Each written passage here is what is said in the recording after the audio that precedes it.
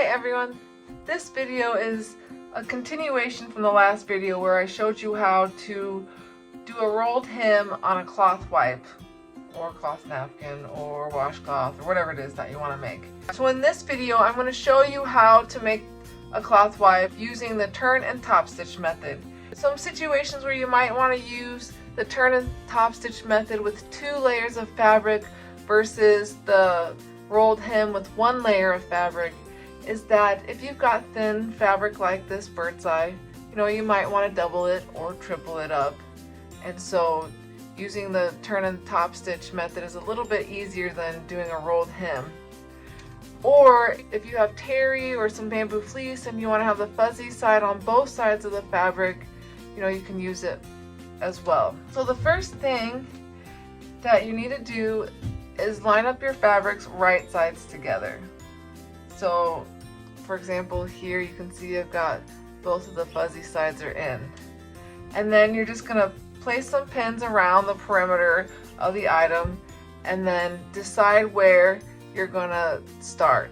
So I'm going to start here at green and then I'm going to stitch all the way around and stop here at red. And this little spot in the middle is going to be how we turn the product inside out. So let's stitch this. Alright, so the first thing you're going to do is find your starting point. And you're going to get situated, make sure that you're on a straight stitch.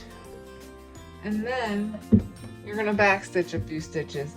And this is important to get a good back stitch for starting, because when you turn and top stitch this, it's going to put pressure on that and you don't want your seam, your threads to come out. And then you just kind of go around. I like a good measure. I like to line mine up on the outside of my foot, which on my machine is about a 3/8 inch seam allowance. Sometimes if you have a 1/4 inch foot, that would be a 1/4 inch seam allowance. Either is perfectly fine.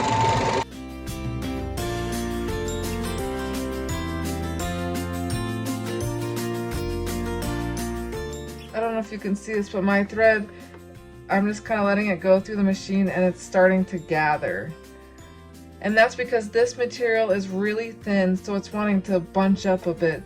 So how you can prevent that from happening is to just make sure that you're gently pulling as you're sewing. Alright, and here I am back at this starting, and so again, just give it a few nice good back stitches. I'm going to pull it out. The next thing that you're going to want to do is, especially on the thicker, bulkier fabrics, you're going to want to trim down the corners just to reduce bulk. And you could notch them if you prefer, but I'm too lazy for notching and I just trim them down like that. On this lighter fabric, it's really up to you. And then you're just going to find where you have your opening, and then you're just going to turn it inside out, or turn it right side out rather, and use your fingers to just kind of go along the edges and make sure all the corners are poked out. So you see you kind of have a little sandwichy thing going on here. So you're just going to make sure to tuck in those raw edges, line up the 2 pieces together, and just add a couple of pins to hold it there. If you want to add more pins around it, you can. Sometimes on the thicker fabrics it likes to roll in, and so doing a few pins can be helpful. So now we have our thicker fabric here. Again, it's the same thing.